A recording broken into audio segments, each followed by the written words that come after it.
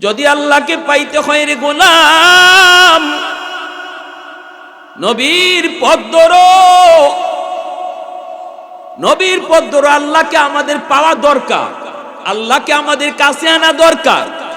কারণ আল্লাহ যদি আমাদের কাছে চলে আয়, আমরা যদি আল্লাহকে পেয়ে যাই, তাহলে আমার জীবনের যত সমস্যা, ব্যক্তি জীবনের সমস্যা, ঘরের সমস্যা, সমাজের সমস্যা, রাষ্ট্রের সমস্যা, আন্তর্জাতিক সমস্যা, যতগুলি সমস্যা, ওয়ালা তাকিনু ওয়ালা তাহজানু ওয়া আনতুমুল আলাউন ইন কুনতুম মুমিনিন। আল্লাহ বলে ভয় নাই, টেনশন নাই, কোনো চিন্তা নাই। তোমার জীবনের যত সমস্যা, সবগুলি সমস্যার সমাধান করবেন আল্লাহ, যদি তুমি আল্লাহকে পেয়ে যাও। আল্লাহু ওয়ালিয়ুল্লাযীনা আমানু। আল্লাহ বলে বান্দা, আমি হলাম তোর ওলি, আমি হলাম তোর বন্ধু, আমি আল্লাহ হলাম তোর বন্ধু। এবার তুই আমার বন্ধু কিনা শুন, দেখ তোর ভিতরে এই গুণটা আছে কিনা। ইন আউলিয়াউহু ইল্লাল মুত্তাকুন। তাকওয়ার গুণ তোর মধ্যে আছে কিনা। যদি থাকে তাহলে তুইও আমার বন্ধু। যেরকম সুবহানাল্লাহ, আর একটু যেরকম সুবহানাল্লাহ। তাহলে আল্লাহকে যদি বন্ধু বানাতে চাই, আল্লাহকে যদি পাইতে চাই, তাহলে ভাইরা বন্ধুরা পাইলে লাভ কি? কয় পাইলে লাভ হলো ঘরের অশান্তিও সেটা দেখবে আল্লাহ, সমাজের অশান্তিও দেখবে আল্লাহ, দুশমনের পক্ষ থেকে ভয় ভীতি, যত সমস্যা, সবগুলি সমস্যার সমাধান করবেন কে? মুমিনের জীবনে কোনো সমস্যা থাকতে পারে না, মুমিনের জীবনে কোনো পরাজয় থাকতে পারে না। আল্লাহ বলে তোমার বিজয় হবে, বিজয় তোমারই হবে, তুমি বিজয় লাভ করবে যদি তুমি খাঁটি মুমিন হও, যদি তুমি খাঁটি মুমিন হও। কে সেই মুমিন? কয় যার অন্তরে তাকওয়া আছে। কে সেই মুমিন? যে আল্লাহকে পায়া গেছে। যেরকম সুবহানাল্লাহ। তাহলে আল্লাহকে আমাদের পাওয়া দরকার আছে নি না নাই? বাইরে বর্তমান দুনিয়ার হালত বেশি খারাপ, অত্যন্ত খারাপ। তাম পৃথিবী জুড়ে দুশ্মন এক হয়ে গেছে। বিশ্ব মানচিত্র থেকে ইসলাম মুছে দিতে চায়। ফিলিস্তিনের জমিনে প্রতিনিয়ত হত্যা চলছে, প্রতিনিয়ত গাজায় মুসলমানের রক্তে জমিন লাল হচ্ছে। ভাইয়েরা বন্ধুরা, চীনের উইঘুরে মুসলমানের উপরে নির্যাতন চলছে। আপনাদের পাশেই মায়ানমার, সেই মায়ানমারের পাশে মানুষের মুসলমানের রক্তে এখনো নাফ নদীর সাক্ষী হয়ে আছে, এখনো নাফ নদীর পানি মুসলমানের রক্তের সাক্ষী হয়ে আছে। এত কিছুর পরও কেন আল্লাহর গাইবী মদদ আমাদের পক্ষে আসে না রে যুবক? একটা কারণ, আমরা আল্লাহকে কাছে নিতে পারি না। চাই আমরা আল্লাহকে কাছে নিতে, চাই আমরা আল্লাহকে পাইতে, কিন্তু পথ আমাদের ভিন্ন। যাব আমি ঢাকা, কিন্তু রওনা দিছি আমি চিটাগাং। যাব আমি ঢাকা, রওনা দিছি সিলেট। যাব আমি ডান দিকে, গাড়িতে উঠছি বাম দিকে, নিয়ত আমার ডান দিকে যাওয়া, গাড়িতে উঠছি বাম দিকের গাড়িতে। জীবনেও কোনোদিন ডান দিকে যাওয়া হবে না, যতই নিয়ত থাকুক দিলের ভিতরে, তবুও কোনোদিন ডান দিকে গন্তব্যে যাওয়া হবে না, কারণ আমি গাড়ি ভুল করেছি। আওয়াজ দিয়ে বলো ঠিক না? গাড়ি যদি ভুল করে রে যুবক, উদ্দেশ্য তোমার যত ভালো থাকুক, কোনোদিন তুমি গন্তব্যে পৌঁছবা না। উদ্দেশ্য আমার আল্লাহকে পাওয়া, কিন্তু আমি গাড়ি যদি ভুল করি আল্লাহকে পাওয়া যাবে না। কয় আমার রাস্তা হলো একটাই, সেটা হলো আমার নবীর তরিকা, নবীর সুন্নত, নবীর এতাআত। আমার নবী যেই পথে হাইটা আল্লাহকে পাইছেন, আমাকে আপনাকে ওই পথেই আল্লাহকে পাইতে হবে। কুল ইন কুনতুম তুহিব্বুন আল্লাহ ফাত্তাবিউনি ইউহিব্বুকুমুল্লাহ। এইবার আল্লাহ পাক রব্বুল আলামিন বলে, ও বন্ধু তুমি জানায় দাও, আমি আল্লাহকে যারা ভালোবাসতে চায় তারা যেন তোমার অনুসরণ করে। তোমার অনুসরণ যদি করে তাহলেই আমি আল্লাহকে পেয়ে যাবে, আমি আল্লাহকে ভালোবাসা হয়ে যাবে। বিষয়টা আল্লাহ এমনে বলেন নাই, আল্লাহ পাক এখানেও কথা ঘুরায় ফেলছেন। পরের কথাটা ছিল এমন, যারা আমি আল্লাহকে পাইতে চায় তারা যেন তোমার পথে হাঁটে, তাহলে আমাকে পেয়ে যাবে। না না, আল্লাহ এইভাবে বলেন নাই। যারা আমাকে পেতে চায় তারা যদি তোমার পথ ধরে হাঁটে, আমাকে পাওয়া লাগবে না। যদি তোমার পথ ধরে বান্দা হাঁটতে থাকি, তাহলে আমি আল্লাহ বললাম আমাকে তালাশ করা লাগবে না, বরং আমি আল্লাহ নিজেই তারে তালাশ করে বের করব। ইউহিব্বুকুমুল্লাহ ইউহিব্বুকুমুল্লাহ, আমি আল্লাহ তারে ভালোবাসবো। যেরকম সুবহানাল্লাহ, সে আমারে ভালোবাসবে না। যারা আমাকে ভালোবাসতে চায় যদি তোমার অনুসরণ করে, তাহলে আমাকে আমার ভালোবাসা পেয়ে যাবে। বিষয়টা এমন না। আল্লাহ কয় না, যদি তোমার অনুসরণ করে আমি আল্লাহ তাদেরকে ভালোবাসবো। তার মানে আমি আল্লাহ তাদেরকে খুঁজে বের করে নিব, আমি তাদেরকে আমার রহমতের কুলে টেনে নিব। কারণ তোমার পথ ধরে যখন আমার বান্দা হাঁটতে শুরু করবে, এই পথটা তো সাধারণ কোনো পথ নয়। এই পথ ধরে হাঁটতে গেলে বান্দা যখন হাঁটে, আমি তার উপরে এত খুশি হয়ে যাই। এই পথে হাঁটতে গেলে কখনো পড়ে যাবে, এই পথে হাঁটতে গেলে কখনো হুচট খাবে, এই পথে হাঁটতে গেলে কখনো জেল হবে, এই পথে হাঁটতে গেলে কখনো জুলুম হবে, ঠিক কি না? এই পথে হাঁটতে গেলে কখনো শয়তান পিছনে ধরবে, এই পথে হাঁটতে গেলে কখনো মাটিতে পড়ে যাবে। বান্দা, যখনই তুমি আমাকে পাওয়ার জন্য আমার নবীর পথ ধরে হাঁটবা, তখন আমি তোমাকে আগায়া কুলে তুলে নিব। যেইভাবে দেখবেন ছোট্ট বাচ্চাটা যখন হাঁটা শিখি, মা বাবা সামন থেকে তারে ডাক দেয়, বাবা এই দিকে আসো, এই দিকে আসো, এই দিকে আসো, এই বলে কই এই যে আব্বু, এই যে আম্মু, একটু সামনে আগাও। ছেলেরে হাঁটা শিখাইতেছে, বাচ্চাটারে মা হাঁটা শিখাইতেছে। বাচ্চাটা এক কদম দুই কদম যেই দেয়, মা ভালো করে জানে বাচ্চাটা 2 কদমের বেশি পারবে না, 3 কদমের বেশি পারবে না। মা তখন দৌড় দিয়ে গিয়া, যখনই দেখে বাচ্চা পড়ে যায়, দৌড় দিয়ে গিয়া কুলে তুলায় কয়, এই যে আম্মুরে ধরে ফেলেছো। না না, আম্মুকে ধরে নাই, বরং আম্মু আইসা ধরছে, ঠিক না? আম্মু আইয়া ধরছে। আল্লাহ কই, বান্দা আমি আল্লাহকে পাওয়ার জন্য যখন আমার হাবিবের তরিকা দইরা তুমি সামনে আগাও, আমি আল্লাহ তখন রহমতের কুল লইয়া তোমার কাছে আগায়া যাই, আমি তোমাকে কুলে তুলে নেই। আর ওই অবস্থায় যদি তুমি পরে যাও, যদি তোমার গায়ে কোনো ধুলাবালি লাগে, মা যেমন ঝাড়া দিয়ে ধুলাবালি পুইসা দেয়, মা যেমন ঝাড়া দিয়ে ধুলাবালিটা মুইসা দেয়, পরিষ্কার করে দেয়। আল্লাহ বলেন, ওয়ায়াগফির লাকুম যুনুবাকুম। মহব্বতের প্রসঙ্গে কেন এখানে আবার গুনাহ মাফের কথা আসলো, আল্লাহ বুঝাইলেন। হাকিমুল উম্মত তানবী রাহমাতুল্লাহি আলাইহি এত সুন্দর মিসাল দিয়ে বুঝাইছেন।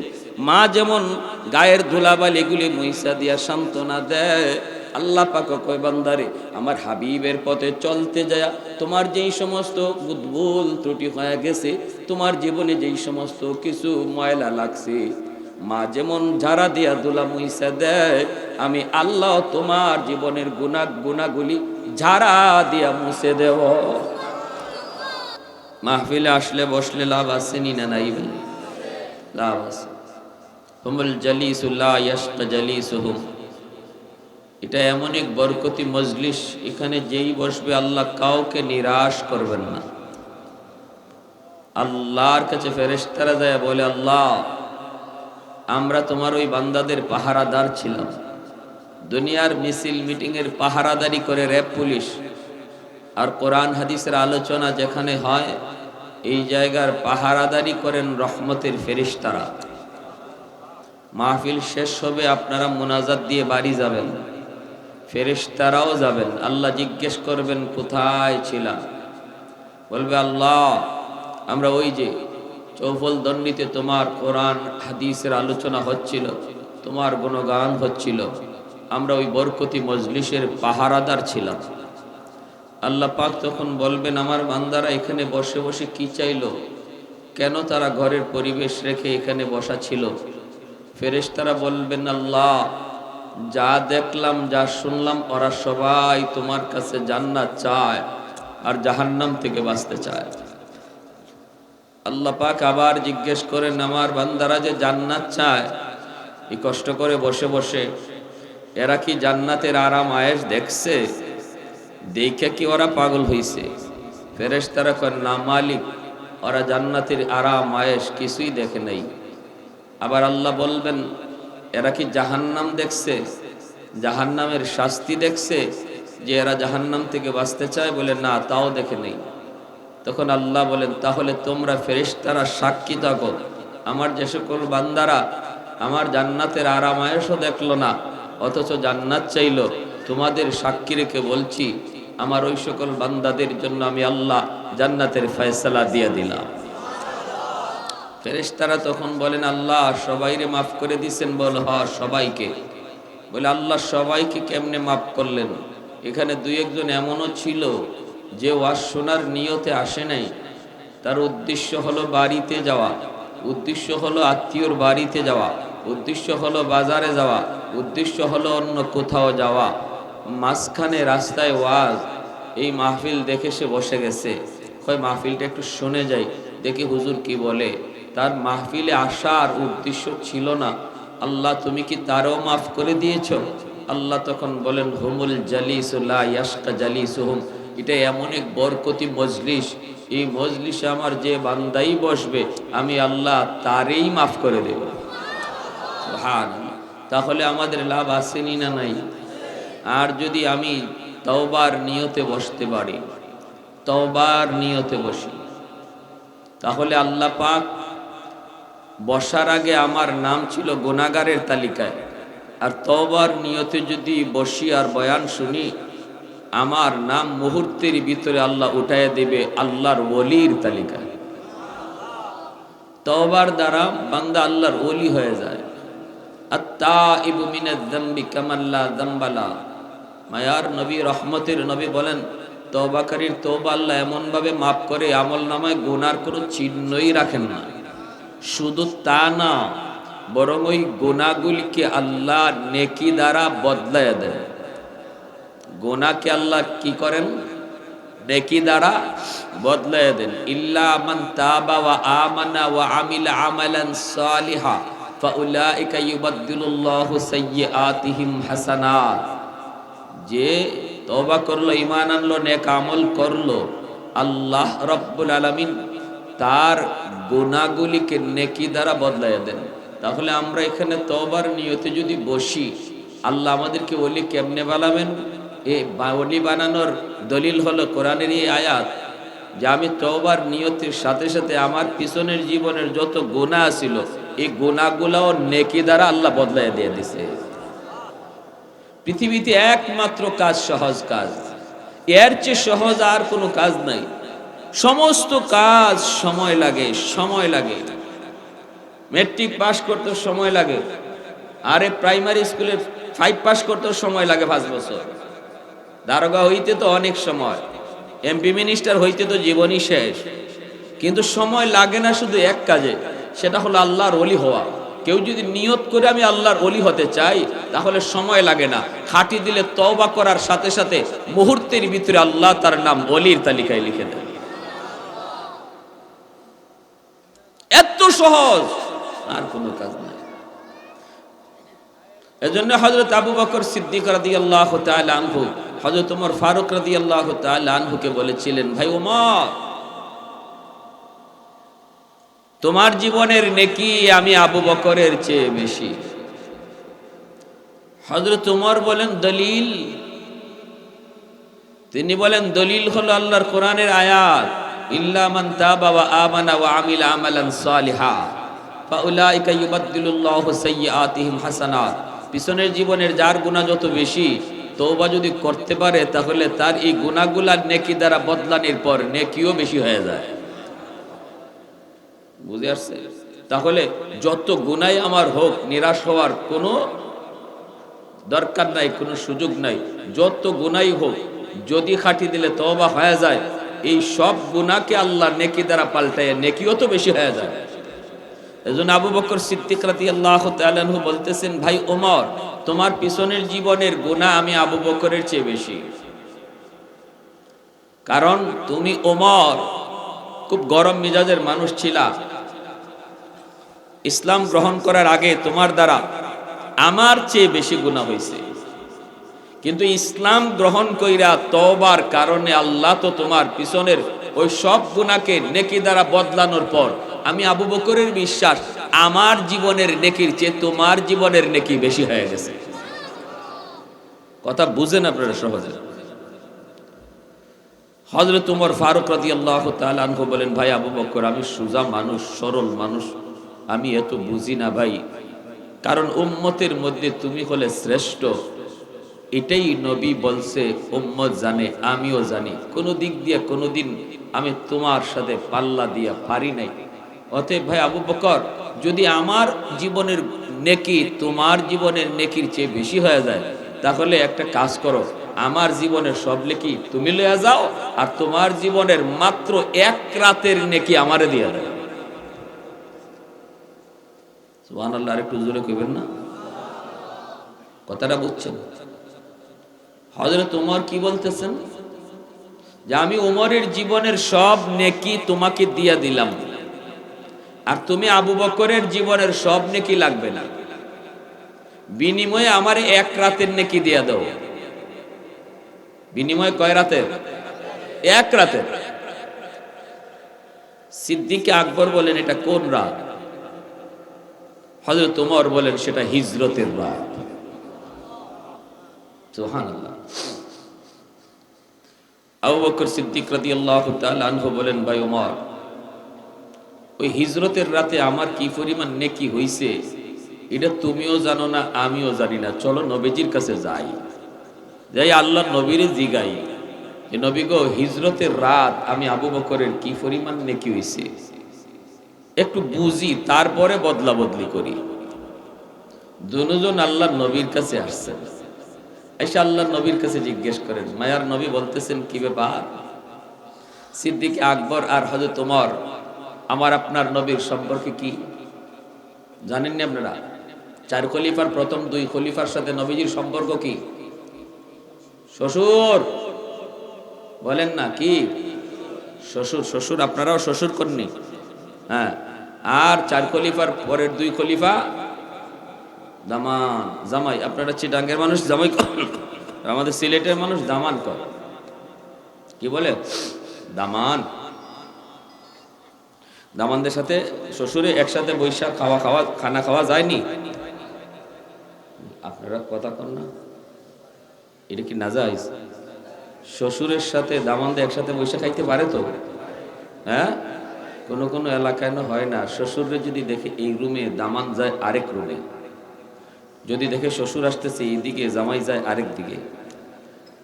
অথচ আল্লাহর নবী তার জামাইদেরকে নিয়ে নবী একসাথে বৈশাখ খাইছেন না, খালি মজাও করছেন, ডংও করছেন, কৌতুকও করছেন। আর আমাদের ডং তামসা একসাথে বইয়া খাওয়া দাওয়া যা আছে সব চলে হারাম জায়গায়। শালির সাথে বইয়া খাওয়া না জায়েজ, হারাম, ঠিক কিনা? শ্বশুর বাড়িতে গিয়া শ্বশুরের সাথে বইয়া খানা খাইয়েন, শালির কাছে যাওয়া যাবে না, গেলে গুনাহ, কবিরা গুনাহ, বেজাল বাড়ার সম্ভাবনা, অঘটন ঘটার সম্ভাবনা। আল্লাহর নবীর সাথে জামাই বসছেন, বৈশা খানা খাইছেন।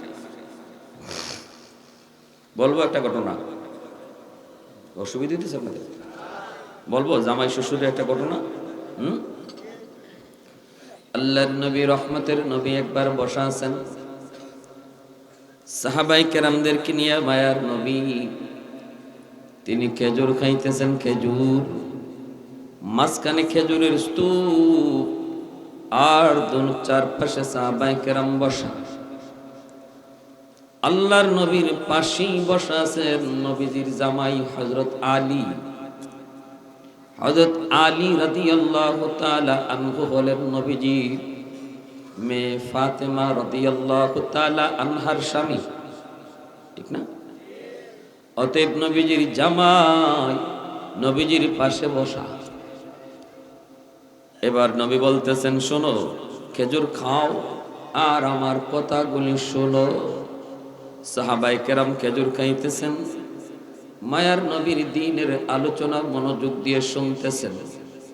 আল্লাহর নবী দ্বীনের কথা বলেন, কথা শোনার দিকে সবারই মনোযোগ। খেজুর খায়া খায়া যার যার উড়ে, যার যার উড়ে। এই জায়গাটার কি বলেন, কি করেন আপনারা? কাছে, হ্যাঁ? যার যার সামনে খেজুরের বীজ রাখতেছেন, যে যে খেজুরটাই খায় খেজুরের বীজটা তার সামনেই রাখে। কিন্তু কে কি পরিমাণ খেজুর খাইলো ওই দিকে কারো কোনো নজর নাই। কারণ মায়ার নবীর নসিহত, নবীজির নসিহত সবাই মনোযোগ দিয়ে শুনে। সবাই খেজুরের বীজ যার যার সামনেই রাখে। ব্যতিক্রম শুধু একমাত্র আল্লাহর নবী। নবী খেজুর খাইতেছেন ঠিকই, কিন্তু খেজুরের বীজ নিজের সামনে না রাইখা জামাইয়ের সামনে রাখতেছেন। পাশে কিন্তু জামাইরও খবর নাই যে শ্বশুরে যে বিচি রাখতেছে তার সামনে। কারণ সবাই তো আল্লাহ নবীর কথা শুনতেছেন, বিচি কে কোথায় রাখলো এটা কার নজর, এটা কেন খেয়াল রাখবে? নবীজির নসিহত শেষ, খেজুরের স্তূপও শেষ। এইবার আল্লাহ নবী বলেন, আমরা তো দ্বীনের কথাবার্তাগুলি শুনলাম, আমিও বললাম, তোমরাও মনোযোগ দিয়ে তোমরা শুনলে। এবার একটু বোঝা দরকার, এইবার একটু জানা প্রয়োজন, কে কি পরিমাণ খেজুর খাইলো, কে কি পরিমাণ খেজুর খাইলো। সাহাবায়ে কেরাম বলে, ইয়া রাসূলুল্লাহ, এটা কেমনে বুঝবো গো নবী? খেজুর তো চলে গেছে যার যার পেটে। নবী কয়, না, যার যার সামনে বিচি দেখলে বোঝা যাবে কে কি পরিমাণ খাইছে। বুঝছেন কেমনে পেস্টটা আসতেছে? নবী বলেন, বিচি দেখলেই বোঝা যাবে কে কি পরিমাণ খাইছে। এই কথা বলতে সাহাবায়ে কেরাম যার যার সামনের দিকে তাকান, তাকায় দেখেন বিচি যার যার সামনে মিল মতোই আছে।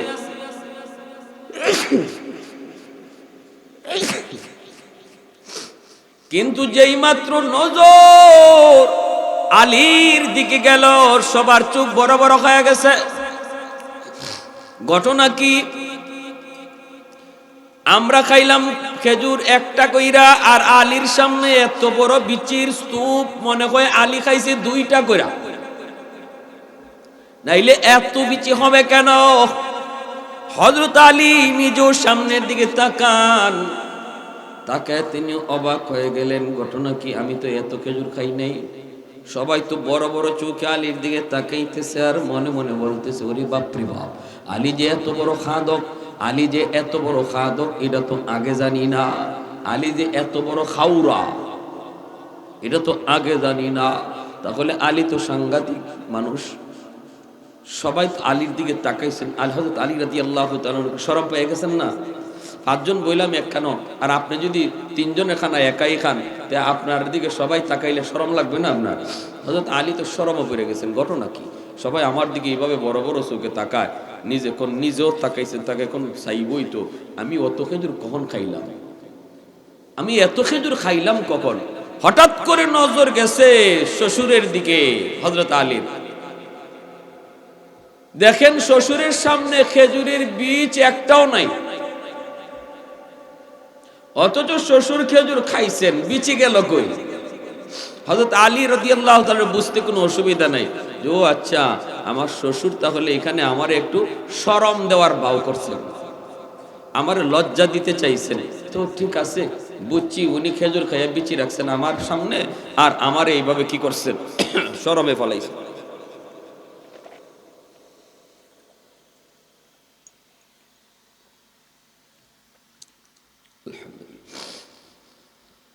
হযরত আলী রাদিয়াল্লাহু তাআলা তখন কি জবাবটা দিয়েছিলেন শুনবেন?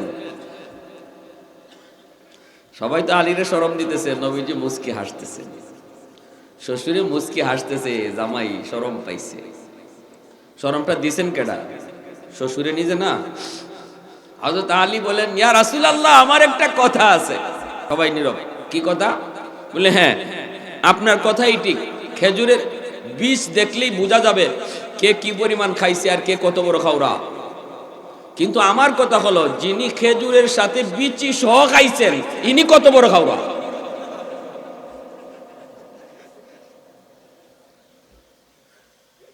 আমাদের মাঝে তো এমন একজন আছেন যিনি যার সামনে কোনো বীজ নাই, তাহলে বোঝা গেল ইনি খেজুরও খাইছেন, বিচিও খাইছেন। আল্লাহ নবী সহ সাহাবায়ে কেরাম সবাই হাসে দিয়েছেন। নবী বলতেছেন, আলী, এজন্যই আমি বলেছি আনা মাদিনাতুল ইলমি ওয়া আলিয়ুন বাবুহা, আমি ইলমের শহর আর আমার আলী হলো ওই শহরের দরওয়াজা। যেরকম সুবহানাল্লাহ, দেখেন পরিবেশটা কেমনে সাথে সাথে ঘুরে ফেলছেন। সাহাবায়ে কেরাম তখন বলছেন যে ও এখানে তো শ্বশুর আর জামাই ঠেলাঠেলি চলছে।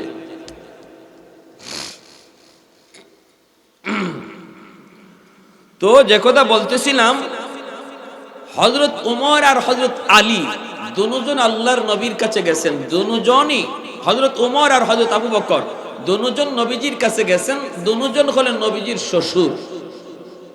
যাওয়ার পরে আবু বকর সিদ্দিক বলেন, ইয়া রাসূলুল্লাহ, আমরা একটা বিশাল মামলা নিয়ে আসছি, একটা সমস্যা।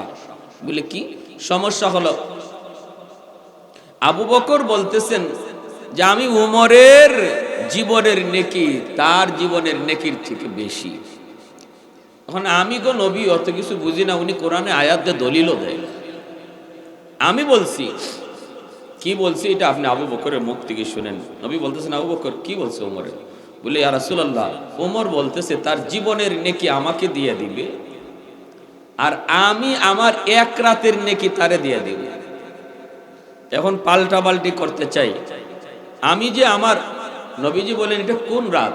সিদ্দিক আকবর বলেন, ইয়া রাসূলুল্লাহ, এটা হিজরতের রাত, যেই রাতে আমি আপনার সাথে ছিলাম, যেই হিজরতের রাতে আমি আপনার সাথে ছিলাম। এমনি মায়ার নবী বলতেছেন, আবু বকর, তুমি বদলাবা কি বদলাবা না জানি না, জীবনের নেকি তুমি পাল্টাবা কি পাল্টাবা না জানি না, এই ব্যাপারে সিদ্ধান্ত আমি দেব না, তোমরা পরস্পর সিদ্ধান্ত নিবা। কিন্তু আবু বকর, যেটা জানতে চেয়েছো, ওই রাতে তোমার নেকি কি পরিমাণ সেটা আমি বলে দেই, এরপরে তুমি পাল্টাবা কি পাল্টাবা না, বদলাবা কি বদলাবা না, সেটা তোমাদের ব্যাপার। আমি নবীর কোনো কথা চলে না, আমি কোনো সিদ্ধান্ত দেব না।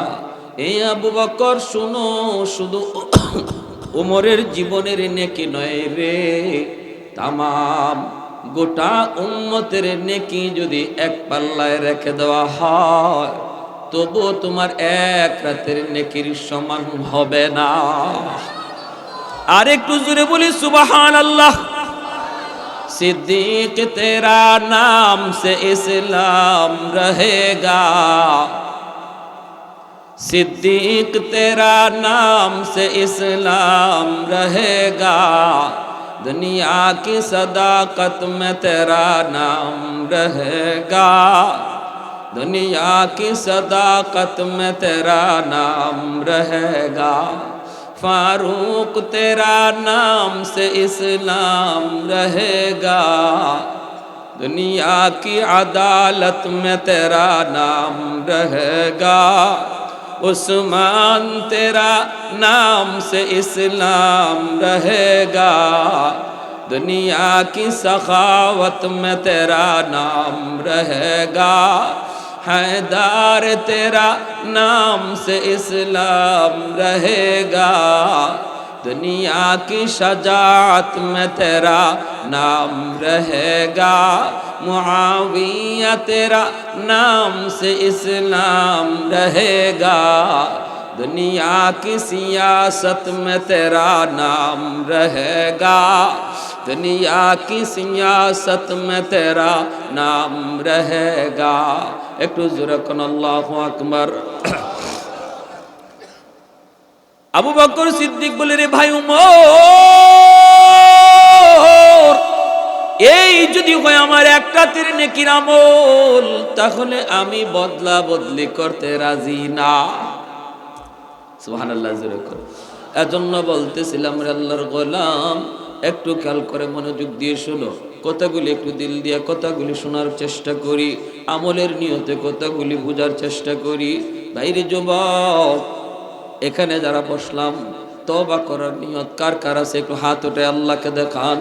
আল্লাহ তুমি প্রতিটা হাতকে কবুল করো। পিছনের জীবনের সবগুলি নেকি আল্লাহ তুমি, পিছনের জীবনের সবগুলি গুনাহ আল্লাহ তুমি নেকি দ্বারা বদলায় দাও। সবাই কোন আমিন, আর একটু জোরে কোন আমিন।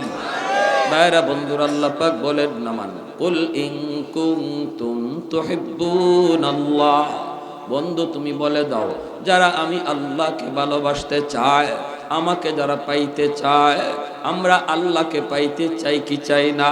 পৃথিবীর সমস্ত মানুষকে যদি বলা হয় আল্লাহকে তুমি পাশে চাও কি চাও না, সবাই বলবে আমি আল্লাহকে চাই। যদি বলা হয় তুমি কি চাও, কয় আল্লাহকে চাই।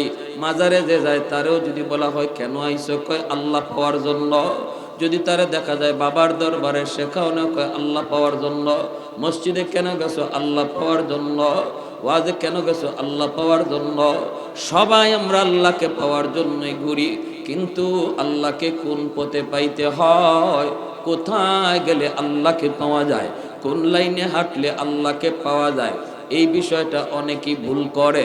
কেউ বা আল্লাহকে পাওয়ার জন্য মাজারে বাজারে ঘোরে, বাবার দরবারে অমুকের দরবারে ঘোরে।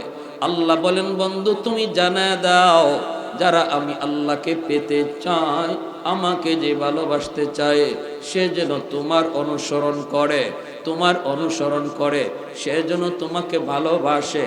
এই কথাটা আল্লাহ বলেন নাই, আল্লাহ বলছেন সে যেন তোমাকে অনুসরণ করে। এতে করে আল্লাহ বুঝায় দিলেন যার ভিতরে নবীর এতাত আর আনুগত্য যত বেশি, তার অন্তরে নবীর ভালোবাসা তত বেশি। প্রসঙ্গ চলছিল ভালোবাসার, প্রসঙ্গ চলছে মহব্বতের, কিন্তু মালিক মহব্বতের প্রসঙ্গ ঘুরা দিলেন, এতাআতের প্রসঙ্গ নিয়ে আসলেন। ইন কুনতুম তুহিব্বুনাল্লাহ, যদি তোমরা আল্লাহকে ভালোবাসতে চাও, আমার নবীর ভালোবাসো, আমার নবীকে ভালোবাসো। অথবা নবী বলবেন আমি নবীকে ভালোবাসো, এই ছিল কথার ধরন। কিন্তু না, আল্লাহ তো বলেন না বন্ধু তুমি বলো তারা যেন তোমার অনুসরণ করে, তুমি যেই পথে আমাকে পাইছো এই পথ দিয়েই যেন হাঁটে। তুমি রসুল আমাকে যেই পথে হাইটা হাইটা পাইছো, যেই রং ধইরা আমাকে পাইছো, যেই চিন্তা নিয়ে আগাইছো, ওরাও যেন এই চিন্তা নিয়ে সামনে আগায়, এই পথ ধরেই যেন তারা হাঁটে। তোমার পিছনে পিছনে তারা যদি হাঁটতে আসে তবেই আমি আল্লাহকে পেয়ে যাবে। সুবহানাল্লাহ। নিজের ব্যক্তিগত কোনো পথ, ব্যক্তিগত কোনো মত, ব্যক্তিগত কোনো তরিকায় আল্লাহকে পাওয়া যাবে না। আল্লাহকে যদি পাইতে হয় আল্লাহ শিখাইয়া দিছেন। বাড়ির মালিক যদি কয় এই রাস্তা দিয়ে আসলে আমার বাড়ি আসা যায়, তাহলে ভিন্ন কোনো রাস্তায় গেলে তার বাড়ি যাওয়া যাবে না। আল্লাহ নিজে বলেন আমাকে পাইতে হলে এই রাস্তায় আসা লাগবে। অতএব বোঝা গেল নবীর তরিকা, নবীর অনুসরণ ছাড়া ভিন্ন পথে আল্লাহ কোনোদিন পাওয়া যাবে না। যদি আল্লাহকে পাইতে হয় রে গোলাম, নবীর পথ ধরো, নবীর পথ ধরো। আল্লাহকে আমাদের পাওয়া দরকার, আল্লাহকে আমাদের কাছে আনা দরকার। কারণ আল্লাহ যদি আমাদের কাছে চলে আয়, আমরা যদি আল্লাহকে পেয়ে যাই, তাহলে আমার জীবনের যত সমস্যা, ব্যক্তি জীবনের সমস্যা, ঘরের সমস্যা, সমাজের সমস্যা, রাষ্ট্রের সমস্যা, আন্তর্জাতিক সমস্যা, যতগুলি সমস্যা, ওয়ালা তাকিনু ওয়ালা তাহজানু ওয়া আনতুমুল আলাউন ইন কুনতুম মুমিনিন।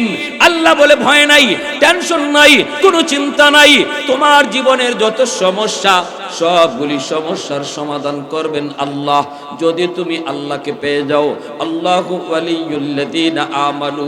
আল্লাহ বলে বান্দা আমি হলাম তোর ওলি, আমি হলাম তোর বন্ধু, আমি আল্লাহ হলাম তোর বন্ধু। এবার তুই আমার বন্ধু কিনা শুন, দেখ তোর ভিতরে এই গুণটা আছে কিনা। ইন আউলিয়াউহু ইল্লাল মুত্তাকুন, তাকওয়ার গুণ তোর মধ্যে আছে কিনা।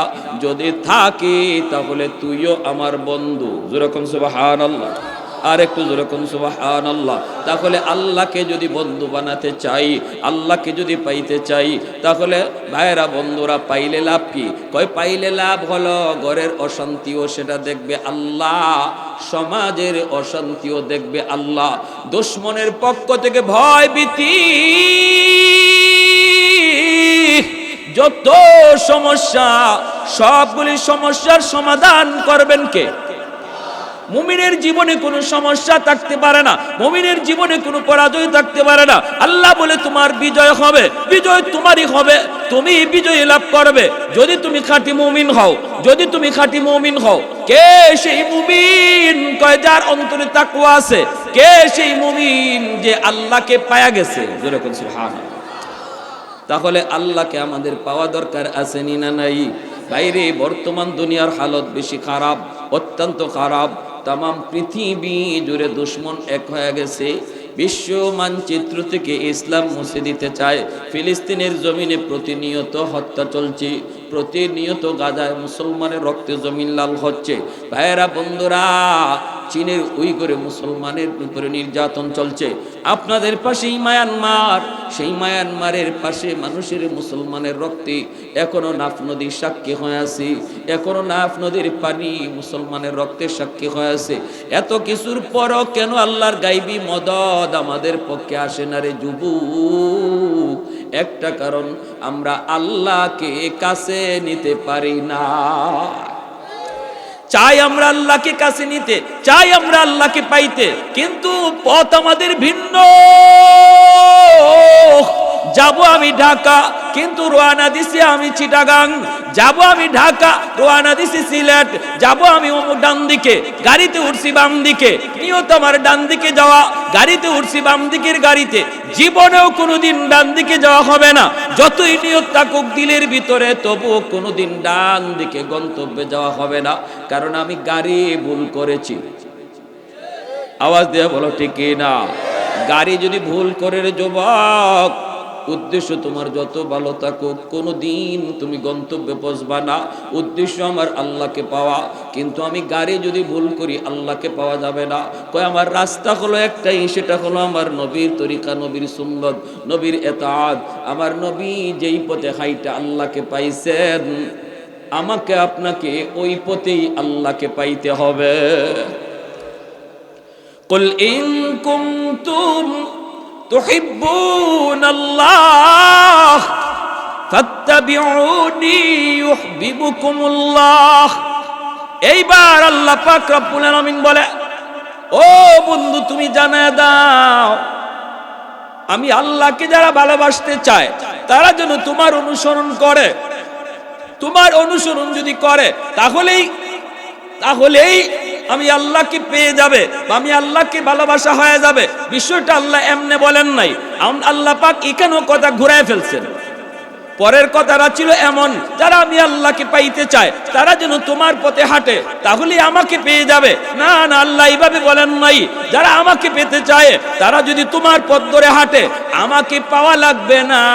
যদি তোমার পথ ধরে বান্দা হাঁটতে থাকি, তাহলে আমি আল্লাহ বললাম আমাকে তালাশ করা লাগবে না, বরং আমি আল্লাহ নিজেই তারে তালাশ করে বের করব। ইউহিব্বুকুমুল্লাহ ইউহিব্বুকুমুল্লাহ, আমি আল্লাহ তারে ভালোবাসবো। যেরকম সুবহানাল্লাহ, সে আমারে ভালোবাসবে না। যারা আমাকে ভালোবাসতে চায় যদি তোমার অনুসরণ করে, তাহলে আমাকে আমার ভালোবাসা পেয়ে যাবে। বিষয়টা এমন না। আল্লাহ কন না, যদি তোমার অনুসরণ করে আমি আল্লাহ তাদেরকে ভালোবাসবো, তার মানে আমি আল্লাহ তাদেরকে খুঁজে বের করে নিব, আমি তাদেরকে আমার রহমতের কুলে টেনে নিব। কারণ তোমার পথ ধরে যখন আমার বান্দা হাঁটতে শুরু করবে, এই পথটা তো সাধারণ কোনো পথ নয়। এই পথ ধরে হাঁটতে গেলে বান্দা যখন হাঁটে, আমি তার উপরে এত খুশি হয়ে যাই। এই পথে হাঁটতে গেলে কখনো পড়ে যাবে, এই পথে হাঁটতে গেলে কখনো হুচট খাবে, এই পথে হাঁটতে গেলে কখনো জেল হবে, এই পথে হাঁটতে গেলে কখনো জুলুম হবে, ঠিক কি না? এই পথে হাঁটতে গেলে কখনো শয়তান পিছনে ধরবে, এই পথে হাঁটতে গেলে কখনো মাটিতে পড়ে যাবে। বান্দা, যখনই তুমি আমাকে পাওয়ার জন্য আমার নবীর পথ ধরে হাঁটবা, তখন আমি তোমাকে আগায়া কুলে তুলে নিব। যেইভাবে দেখবেন ছোট্ট বাচ্চাটা যখন হাঁটা শিখে, মা বাবা সামন থেকে তারে ডাক দেয়, বাবা এই দিকে আসো, এই দিকে আসো, এই দিকে আসো, এই বলে কই এই যে আব্বু, এই যে আম্মু, একটু সামনে আগাও। ছেলেরে হাঁটা শিখাইতেছে, বাচ্চাটারে মা হাঁটা শিখাইতেছে। বাচ্চাটা 1 কদম 2 কদম যেই দেয়, মা ভালো করে জানে বাচ্চাটা 2 কদমের বেশি পারবে না, 3 কদমের বেশি পারবে না। মা তখন দৌড় দিয়ে গিয়া, যখনই দেখে বাচ্চা পড়ে যায়, দৌড় দিয়ে গিয়া কুলে তুলায় কয়, এই যে আম্মুরে ধরে ফেলেছো। না না, আম্মুকে ধরে নাই, বরং আম্মু আইসা ধরছে। ঠিক না? আম্মু আইয়া ধরছে। আল্লাহ কই, বান্দা আমি আল্লাহকে পাওয়ার জন্য যখন আমার হাবিবের তরিকা দইরা তুমি সামনে আগাও, আমি আল্লাহ তখন রহমতের কুল লইয়া তোমার কাছে আগায়া যাই, আমি তোমাকে কুলে তুলে নেই।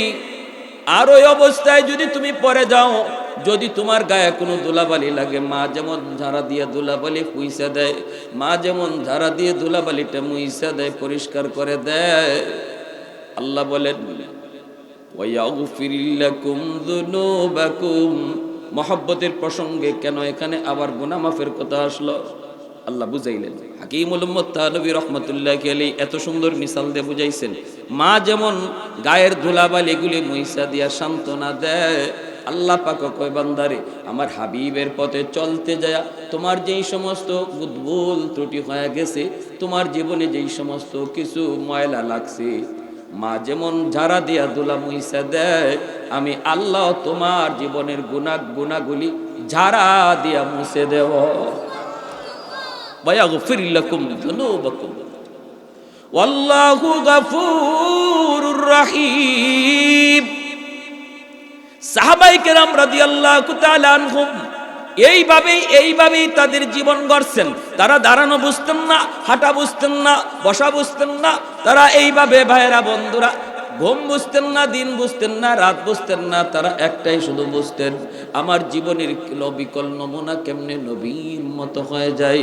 আমার নামাজের কিবলা হবে খানায়ে কাবা, কিন্তু মুসলমানের জীবনের কিবলা হবে মুহাম্মাদুর রাসূলুল্লাহ সাল্লাল্লাহু আলাইহি ওয়াসাল্লাম। নামাজের কিবলা খানায়ে কাবা, জীবনের কিবলা হবে মুহাম্মাদুর রাসূলুল্লাহ। চুলটা তুমি কেমনে রাখবারে যুবক, নবীর মতো রাখো। চেহারাটা কেমনে দরাইবা, নমুনা কেমনে নবীর মতো। পোশাকটা তোমার কেমনে নবীর মতো। যখনই তোমার অবিকল নমুনাটা আল্লাহ পাক নবীর রঙে দেখবে, তখনই আল্লাহ পাক তোমাকে সাধারণ বন্ধু বানায় নিবে। কারণ নবী হলেন আল্লাহর ঘনিষ্ঠ বন্ধু। এই ঘনিষ্ঠ বন্ধুর নমুনা আল্লাহ যার ভিতরে যত পায়, আল্লাহ তারে তত সাধারণ বন্ধু বানায়। ঠিক না? সাহাবায়ে কেরাম রাদিয়াল্লাহু তাআলা আনহুম আল্লাহ নবীর আদেশ পাইছেন এখানে যাইতে হবে, জীবন থাকবে কি যাবে এমন কোন পরোয়া ছিল না। দ্রুত সেখানে হাজির। মুতার যুদ্ধ মায়ার নবী বলেন, 3 জন সেনাপতির নাম আমি নবী ঘোষণা করলাম। 1 নম্বর হলো যায়েদ ইবনে হারেসা, 2 নম্বর হলো জাফর ইবনে আবি তালিব, 3 নম্বর হলো আব্দুল্লাহ ইবনে রাওয়াহা। নবী বলেন, এই 3 জন সেনাপতির নাম আমি নবী ঘোষণা করলাম। আজকের যুদ্ধে দুশমন হবে 2 লক্ষ। নবী বলেন, আজকের যুদ্ধে দুশমন হলো 2 লক্ষ, কিন্তু আমার মুজাহিদ বাহিনী মাত্র 3000। 3000 সাহাবী যুদ্ধ করবেন 2 লক্ষ দুশমনের মোকাবেলায়। আল্লাহু আকবার জোরে বলেন, আর একটু জোরে কোন আল্লাহু আকবার।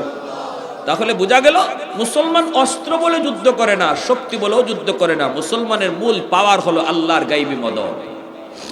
আওয়াজ আসতে কেন ভাই, কথা বুঝেন না? আমাদের মূল অস্ত্র কি? আল্লাহর গায়বী সাহায্য, ঠিক কি না? আল্লাহর গায়বী সাহায্য যতদিন মুসলমানের সাথে ছিল, ততদিন মুসলমানের বিজয় হয়েছে। বিজয় ঠেকায় কেউ রাখতে পারে নাই। যেদিন থেকে আমরা আল্লাহকে নারাজ করে ফেলেছি, আমরা বিভিন্ন গোষ্ঠীর উম্মত হয়ে গেছি, বিভিন্ন জাতির উম্মত হয়ে গেছি। আমাদেরকে দেখলে আর নবীর উম্মত বোঝা যায় না। সেদিন থেকে আল্লাহ নারাজ হয়ে গেছে। আল্লাহ মুখ ফিরিয়ে নিছে, এখন আর গাইবী সাহায্য আসে না, মায়ের খাইতেছি। আফগানের তালেবানরা তারা কিন্তু তাদেরকে টিকি নবীর উম্মত বুঝায় রাখছে, এজন্য এত বড় ঐতিহাসিক বিজয় আল্লাহ তাদেরকে দান করছে। সেই বর্তমানে আমেরিকার প্রেসিডেন্ট জো বাইডেন, তার পক্ষ থেকে যে ফাইটার বিমান এসেছিল আফগানের জমিনে আইসা তারা বম্বিং করবে, এই নাবিকরা, এই পাইলটরা, তারা এই সৈন্যরা, যোদ্ধারা, তারা বলে যে আমরা যখনই আমাদের বিমান থেকে, যুদ্ধ বিমান থেকে আমরা আফগানে বোমা নিক্ষেপ করি, তখনই আমরা নিজের চোখে দেখি এই বোমাগুলা আকাশের মধ্যেই একজন মানুষের হাত দিয়ে লুপে ফেলে, লুইফিয়া মাটিতে পড়তে দেয় না, হাত দিয়ে উড়াইয়া সাগরে নিক্ষেপ করে।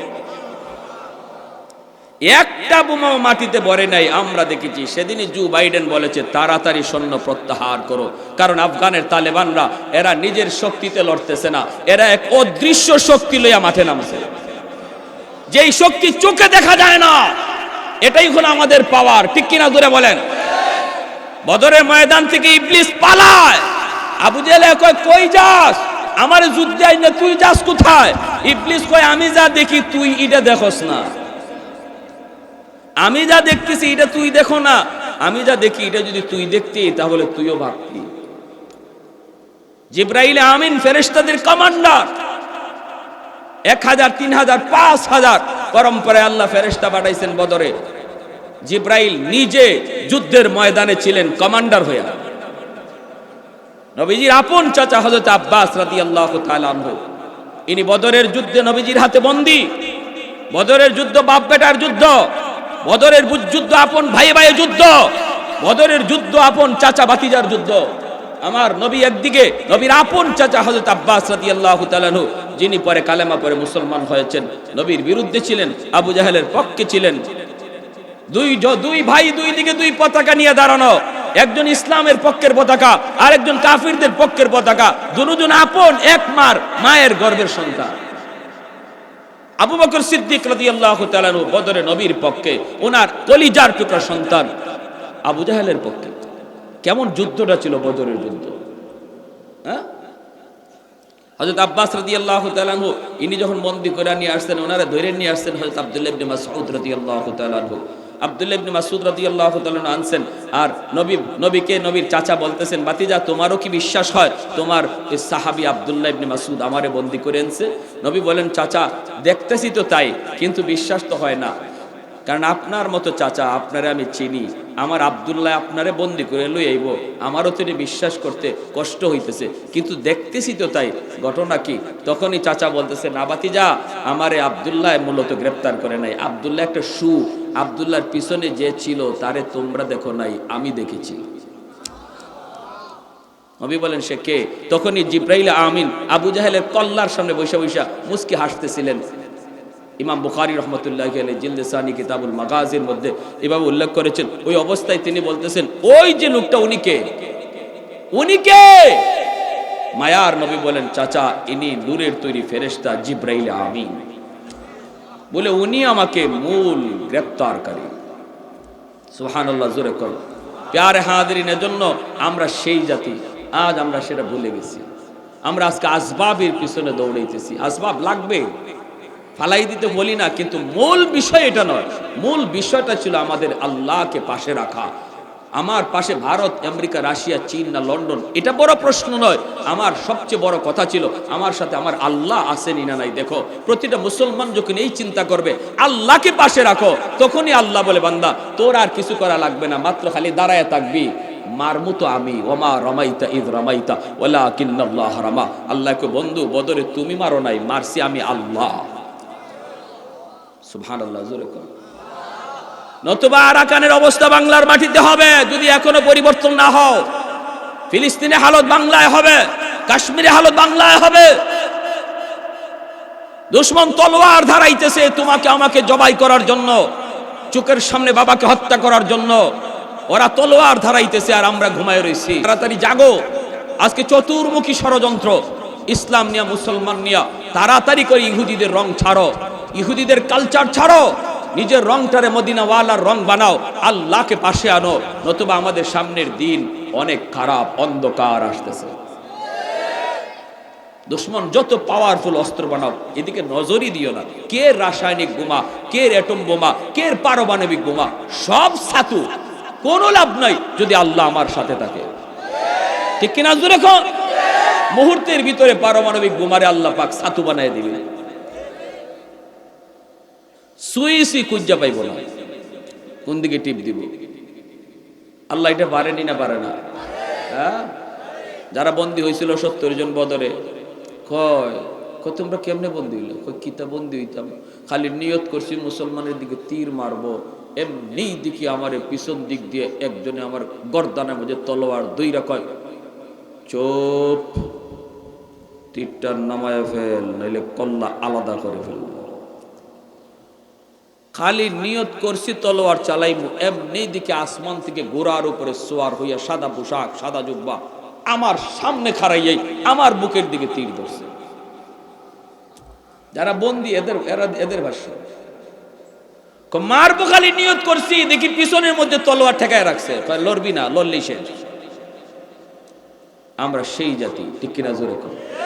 ভুলে গেছি, ভুলে গেছি, ভুলে গেছি, আমরা ভুলে গেছি। আমাদের ইতিহাস আমরা জানি না, আমাদের নিজেদের পরিচয় আমরা জানি না, আমার পরিচয় আমি জানি না। এজন্য আজকে এত বিপদ, এত মুসিবত, এত নির্যাতন, এত অবহেলা, এত তিরস্কার। আজকে সুইডেনে কোরআন পোড়ায়, ডেনমার্কে কোরআন পোড়ায়, আল্লাহর কালামকে আগুন দিয়ে পোড়ায়, পায়ের নিচে ফালায়। এত বড় দুঃসাহস ওদের। আল্লাহ আমাদের উপরে নারাজ, এজন্য আল্লাহ নিজেও কিছু করে না। যদি আমরা আল্লাহকে পাশে রাখতাম, চোখের এক ফোঁটা পানি ফালাইতে হতো না, শুধু আল্লাহ আমার চোখের দিকে দেখতেন, আমি কি চাই আল্লাহ তাই করতেন, আল্লাহ তাই করতেন।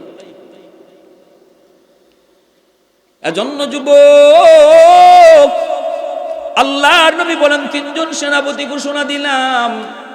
একজন সেনাপতির নাম হলো যায়েদ ইবনে হারেসা। যায়েদ ইবনে হারেসা তিনি হলেন মায়ার নবীর পালক পুত্র, আমার নবী রহমতের নবীর আপন নবীর পালক পুত্র যায়েদ ইবনে হারেসা। তিনি হলেন মুতার যুদ্ধে আল্লাহর নবীর ঘোষণা দেওয়া 1 নম্বর সেনাপতি। 2 নম্বর সেনাপতি হলেন জাফর ইবনে আবি তালিব। 3 নম্বর সেনাপতি আব্দুল্লাহ ইবনে রাওয়াহা। নবী বলেন আজকের যুদ্ধ মুসলমানের জীবনের একটা ঐতিহাসিক যুদ্ধ।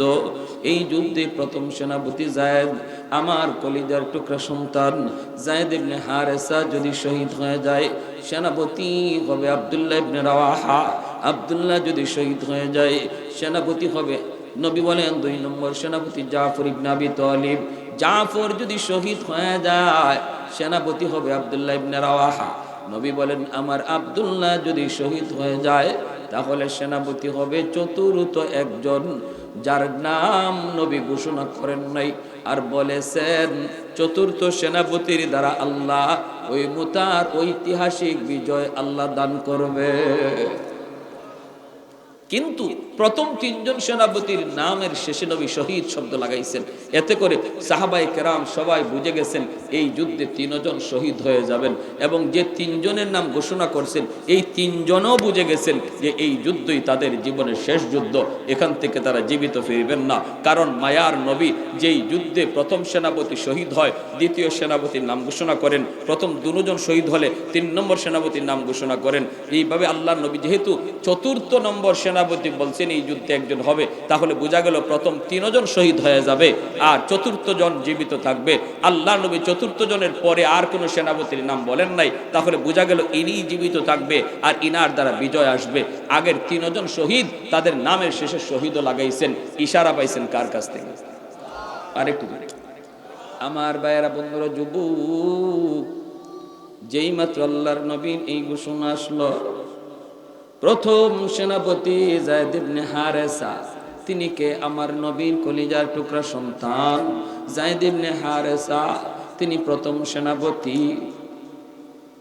এ যুবক, খেয়াল করে শোনো, আজকের নেতাদের হালত। আজকে আমার দেশের নেতারা নিজের সন্তানদের লন্ডন, আমেরিকা, ইটালি পড়ায়, আর আমার আপনার পোলারে যুদ্ধে নামায়। ঠিক না? ঠিক না? আমার আপনার পোলার হাতে অস্ত্র দিয়া যুদ্ধে নামায়, নিজের পোলারে আমেরিকায় লেখাপড়া করায়। কিন্তু মায়ার নবী, দয়ার নবী, রহমতের নবী এই ঐতিহাসিক মুতার যুদ্ধে নবী 1 নম্বর সেনাপতি বানাইছেন নিজের কলিজার টুকরা সন্তান যায়েদ ইবনে হারেসা। ওই যায়েদ ইবনে হারেসা হলো নবীর অনেক আদরের, অনেক প্রিয়। যায়েদ ইবনে হারেসা মায়ার নবীর তিনি পুত্র কেমন করে হলেন একটা ঘটনা শুনুন। আল্লাহর নবী, রহমতের নবী, মায়ার নবী, দয়ার নবীর গোলাম ছিলেন যায়েদ ইবনে হারেসা। শিশুকালেই তিনি ডাকাতের হাতে অপহরণ হয়ে যান। বাড়ি হলো ইয়ামেন। ইয়ামেন থেকে তিনি একদিন মায়ের সাথে রওনা দিয়েছেন। পথের মধ্যে ডাকাতের হাতে তিনি হামলার শিকার। ডাকাতের দল যায়েদকে মক্কার উকাজ নামক বাজারে উঠাইল। ওই বাজার থেকে আম্মাজান খাদিজাতুল কুবরা রাদিয়াল্লাহু তাআলা আনহা কিনে নিলেন। যায়েদের বয়স তখন ছোট্ট, 10 বছর 12 বছরের বালক। ওই যায়েদকে কিনে নিছেন আম্মাজান খাদিজাতুল কুবরা রাদিয়াল্লাহু তাআলা আনহা। ইনার কাছে অনেক দিন ছিলেন।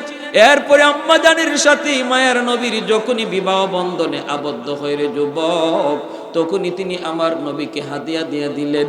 এইবার যায়েদ হলেন মায়ার নবীর ঘরে নবীর গোলাম। মক্কার মানুষগুলিও জানে যায়েদ হলো মুহাম্মাদের গোলাম। কিন্তু মায়ার নবী এত আদর করেন, এত মায়া করেন, কোনো ধমক নাই, কোনো কিছু নাই, মারি নাই, ঝগড়া নাই, গালি নেই। এত মায়া নবীর কাছে তিনি পাইতেছেন। এইদিকে ইয়ামেন, তার মা, তার বাবা, যায়েদের মা বাবার একমাত্র সন্তান ছিল এই যায়েদ। সন্তানকে হারাইয়া মা পাগলের মতো রাস্তায় রাস্তায় ঘোরে, বাবাও শুধু যায়েদ যায়েদ কইরা কইরা রাস্তায় রাস্তায় ঘুরে, দেশ বিদেশে ঘোরে। এলাকার মানুষেরও জানে মা পাগল, বাবা পাগল একটা সন্তানের জন্য। যেই সন্তান ডাকাতের হাতে অপহরণ হয়, কোথায় সেই যায়েদ বাবা জানে না, মা জানে না, ইয়ামেনের মানুষও জানে না কোথায় ডাকাতের দল যায়েদকে নিয়ে গেল, তারে জীবিত রাখলো নাকি মেরে ফেললো, কেউ তো জানে না, কেউ তো জানে না। ওই অবস্থায় কিছু মানুষ তারা ইয়ামেন থেকে মক্কায় আসলো হজ করার জন্য। হঠাৎ করে নবীর কাছে একটা বালক দেইকা, এই সময় তো যায়েদার বালক না, তিনি প্রায় বালক থেকে আরো একটু বড় যুবকের প্রায় কাছাকাছি হয়ে গেছেন। হারাইছেন ভাইয়ারা 10 বছর 12 বয়সে। এরপরে আবার হারানোর পরে আরো 10 বছর চলে গেল, 20-22 বছর হয়ে গেল। ওই অবস্থায় যায়েদের চেহারাটা দেখা ইয়ামেনের মানুষগুলি তারা চিনে ফেলেছে, কিছুরা চিনে ফেলেছে। এরে দেখ দেখ মুহাম্মাদের গোলাম যে পিছনে পিছনে ঘুরে, মানুষের কাছ থেকে জানলাম এর নাম নাকি যায়েদ। এই কথাটা শোনার পর ইয়ামেনের মানুষগুলি ইয়ামেন চলে গেল। যায়েদের বাবাকে বলল, ও যায়েদের বাপ, আমরা যায়েদের সন্ধান পেয়েছি, মক্কায় মুহাম্মাদের কাছে দেখেছি। যদি তুমি মুহাম্মাদের কাছ থেকে যায়েদকে আনতে চাও, তোমরা সহজে আনতে পারবা রে। কারণ মুহাম্মাদের দিল বড় নরম, অতি নরম দিলের, মহান দিলের একজন মানুষ। যাও তুমি কিছু পয়সা করে নিয়া, স্বর্ণ অলংকার নিয়ে তুমি যাও। ভাইরা বন্ধুরা, যায়েদের বাবা যায়েদের এক চাচাকে সাথে নিয়া মক্কায় চলে আসলেন। আল্লাহর নবীর কাছে এসে সাক্ষাৎ করলেন। নবীর কাছে পরিচয় দিয়ে বলেন, নবী গো, আমি ইয়ামেন থেকে এসেছি গো নবী, আমি হলাম যায়েদের বাবা। আল্লাহর নবী বলে, কোন যায়েদ? বলে, আপনার ঘরে যে যায়েদ আছে সেই যায়েদের বাবা। এই যায়েদের বাড়ি ইয়ামেন। শিশুকালে ডাকাতের হাতে অপহরণ হয়। এরপরে আমার যায়েদ কোথায় কেউ জানি না, কেউ জানি না। তার মা পাগল পাগল, আজও তার মা সুস্থ না গো নবী। পয়সা যা লাগে আপনি নিয়ে আনেন, আমার বাচ্চাটারে দেন। আল্লাহর নবী, রহমতের নবীর চোখ থেকে পানি চলে আসলো। নবী বলেন, যায়েদের বাপ, যদি যায়েদ তোমার সন্তান হয়, তাহলে আমাকে পয়সা দেওয়া লাগবে না, বদলা দেওয়া লাগবে না। যদি আমার যায়েদ যেতে চায়, আমি মুহাম্মদ খুশি মনে যায়েদকে বিদায় দিব। কারণ আমি মুহাম্মদ ইয়েতিম, জন্মের আগেই বাবা হারাইছি। বাবার আদর কেমন, আব্বু ডাকের ভিতরে কত মজা, আমি নবী তা জানি না রে। অতএব যাও, যায়েদ যদি বাপ মার কাছে যেতে চায়, আমার কোনো বাধা নাই। নবী ডাক দিলেন, যায়েদ পাশের রুম থেকে যায়েদ ইবনে হারেসা তিনি আসলেন, আইসেই তিনি দেখেই চিনে ফেলেছেন বাবারে, দেখেই চিনে ফেলেছেন চাচাকে। নবী বলেন, যায়েদ তুমি কি চিনছো? যায়েদ ইবনে হারেসা বলে, নবী গো চিনছি, ইনি আমার আব্বা, ইনি আমার চাচা।